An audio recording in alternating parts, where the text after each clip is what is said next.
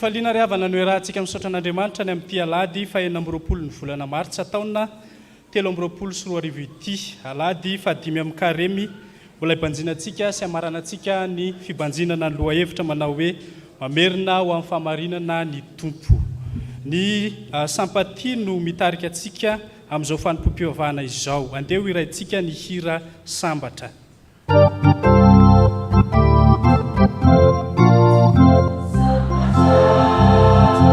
Sambatra ny fireneny izay manana ny tompo Andriamaniny ny volana azo herana amin'ny sy ny fairana mahay fangary torivoto ny miamina ratsy ny tompo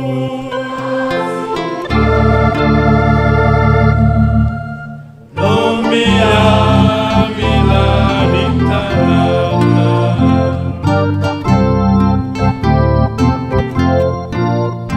sambatra sambatra ny fireneny izay manana ny tompo Andriamaniny isomanina ianony ny fitomana azo hoe sy fanantenana fangary torivona ny mpiamina ratsy ny tompo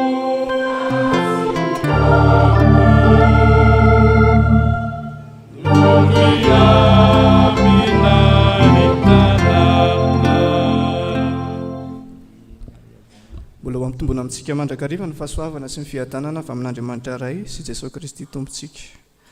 Ho fiderahantsika an'Andriamanitra dia hovakitsika ny salamo. Salamo 7:7 ny 7 hatramin'ny 7.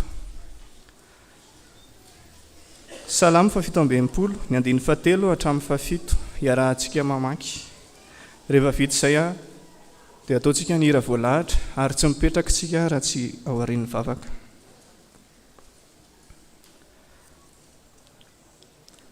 Salamo 7:7 ny 7 hatramin'ny 7 iarahantsika mamaky amin'ny anaran'ny Tompo manao hoe: hideranao ny firenena Andriamanitra, eny hideranao ny firenena azy rehetra.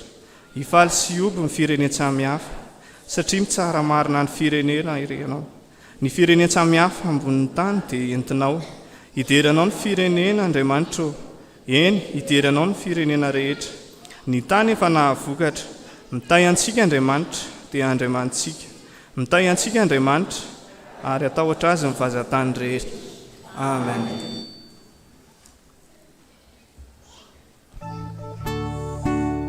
Bye.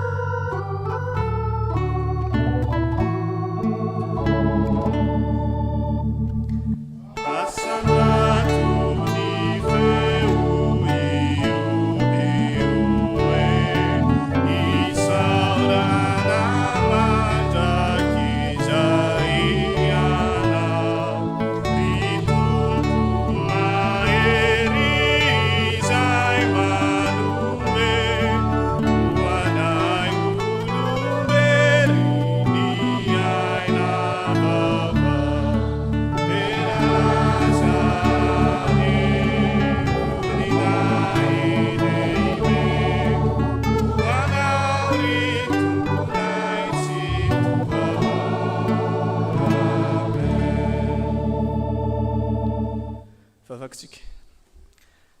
Ry Andriamanitra ray zanaka fa ny masina, misaotra midera sy mankalaza ary koa manome voninahitra anao izay satria Andriamanitra lehibe ianao, Andriamanitra tsara ianao, Andriamanitra mpanao ny tsara. Misaotra Tompony amin'ny fitiavanao fa ny fitiavanao mbola nahavelonainanay toy izao. Noho ny fitiavanao dia menao anay indray izao tombonandro izao dia misaotra anao izay, misaotra anao fa mbola nantsoinao hideranao, hankalazanao hanome voninahitra anao androany eto amin'ity toerana ity. Misaotra Tompony amin'ny famindraponao satria mbola ny famindraponao mbola natoy izao anay ihany koa. Na inona fahotanay, na inona eloka vitanay nandritra ny maraina iny. Dia ny taominao izay tsy navelana petrapetraka tany amin'izay toerana misy anay tsirairay avy tany fa ny taominao tonga eto amin'ity tranonao masina ity. Dia misaotra ny amin'izany famindraponao izany. Andriamanitra mideranao andro manalina ny anjelinao masina sy ny olonao masina efa any aminao any mirondrona tahaka ny ranobe, mitalakotrokotroka tahaka ny orana sy ny kotroka. Ny anay kosa dia tononkira mpanatsotra ihany, tononkira salamo ihany mba vitanay kanefa vokatry ny fo Jesosy dia raiso anao mba ho emboka manitra miakatra any aminao ary fanatitra ankasitrahanao izany fiderana natolotra teo izany.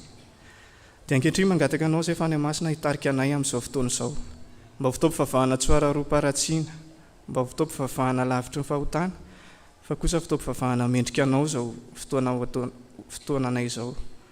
Dia mitenena aminay tsirairay avy, raiso ny fiderana sy ny fisaorana ianoy ny vavakay Andriamanitra. Dia izany vavaka izany ampiarahanay amin'ilay vavaka tsara indrindra nampianarinao anay manao hoe: Rainay izay ny an-danitra, masinany ny anaranao, tonga ny fanjakanao, atao any sitraponao ety tany tahaka ny an-danitra. Meanay ny anasahaza ao anay ary mamela ny elokay tahaka ny hamelanay izay meloka taminay, ary aza mitondra anay amin'ny fakapanahy, fa manafahanay amin'ny ratsy, anao ny fanjakana sy ny hery ary voninahitra mandrakizay. Amen. Petraka tsika fiangonana.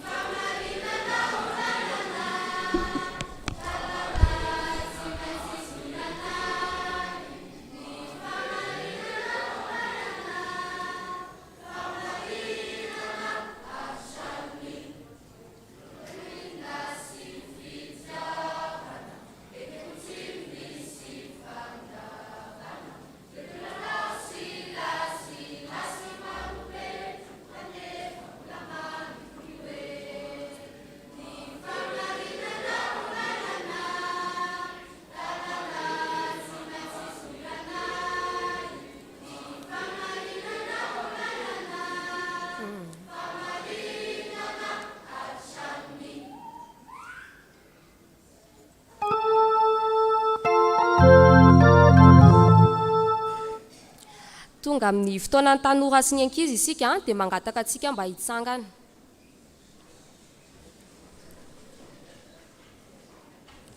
Iaraka hivavaka isika. Andriamanitra, mbola misaotra anao indray izay satria nomenao fotoana izao izay natokana ho anay ankizy sy tanora. Raha iain'ny teninao izay andray hafatra avy aminao dia ianao ny hanamasina anay tsirairay avy. Misaotra iray eo. Amen. Iaraka hovakintsika eo am-pitsanganana ny Amosa. Amosa 4:4 tapany B. Amosa 4:4 tapany B.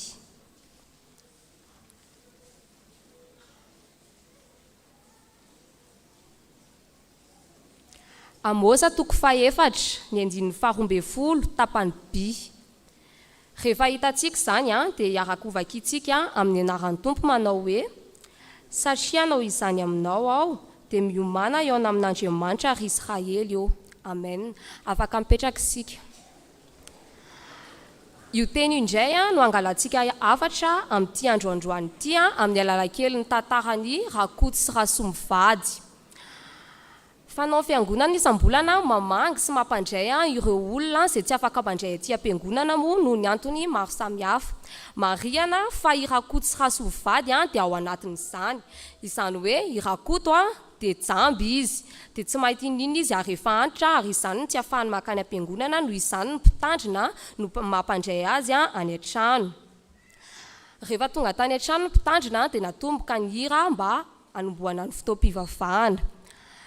Nandeha ny fanamasinana ny mofo sy ny kapoaka, dia nandritra n'izany zavatra natsikaiky dia izao.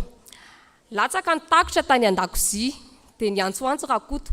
O rasoa, jerevy izany vilany latsaka izany fa lanin'ny saka ny loaka ozy izy. Dia lasa koa rasoa nandeha, nefa mpitandrina ao anatin'ny fanamasinana ny mofo sy ny kapoaka. Noho izany dia tsy maintsy najanona ny fanamasinana sy ny fotoam-pivavahana. Tapitra hatreo ny tantara. Lesona afaka tsoahitsika amin'izany dia rehefa manompo an'Andriamanitra isika dia mety misy hatrany zavatra mitranga mba tsy halavorary izany. Tsy tiany ratsy isika manompo an'Andriamanitra amin'ny fahalavorariana. Noho izany dia ilaina tokoa miomana fatratra sy mimalina rehefa manompo an'Andriamanitra.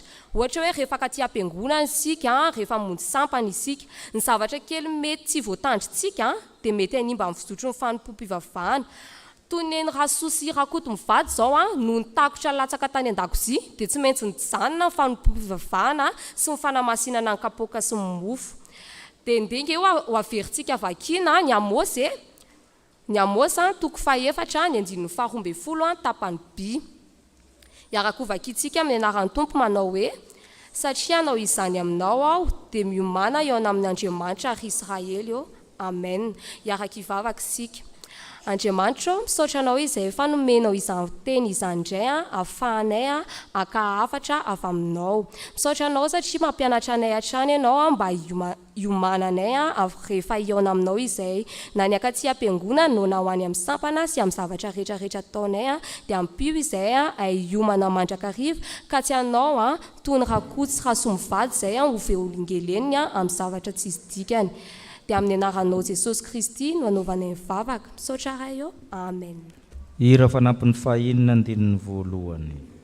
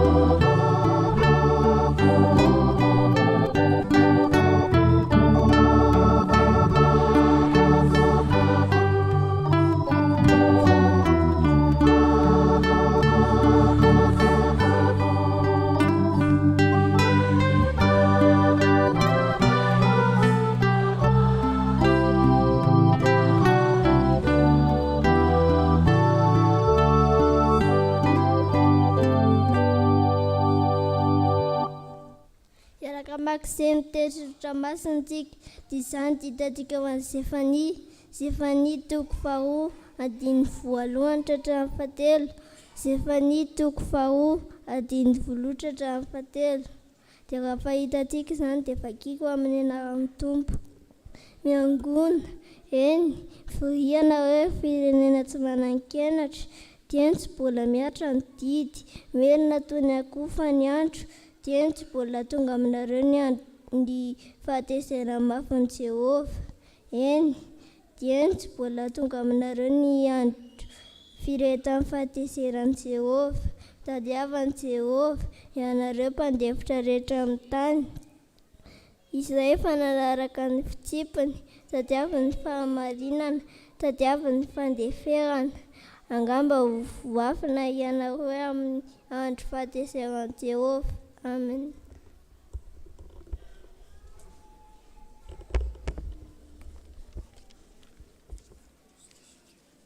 Iaraka mako izay teny soratra masintsika. Izany dia hitantsika eo amin'ny Timoty voalohany. Timoty voalohany toko 2, vakiana metomboka ny 1 ka hatramin'ny 7. Timoty voalohany toko 2, vakiana metomboka ny 1 ka hatramin'ny 7. Rehefa hita dia vakitsika amin'ny anaran'i Jesosy. Koa mananatra voalohany indrindra aho mba hatao izay fangatahana, fivavahana, fifonana, fisaorana ho an'ny olona rehetra, ho an'ny mpanjaka, mba amin'izay rehetra manana fahefana, mba hiainantsika miadana sy manjo fahizay amin'ny te-panahy araka an'Andriamanitra sy ny fahamatinana rehetra. Izany ny tsara ka ankasitrahana eo masin'Andriamanitra mpamonjy antsika, izay tian'ny olona rehetra ho vonjena ka ho tonga amin'ny fahalalana ny marina, fa iray no Andriamanitra ary iray no mpanalalana amin'Andriamanitra sy ny olona dia Kristy Jesosy, izay olona sady nanolotra ny tenany ho avitra hisolo ny olona rehetra dia zavatra ho fitory amin'izao andro izao. Mba hanao izany no nanindrena ahy ho mpitory sy apôstôly, milaza ny marina aho fa tsy mandainga, ho mpampianatra ny jentilisa amin'ny finoana sy ny fahamarinana. Amen.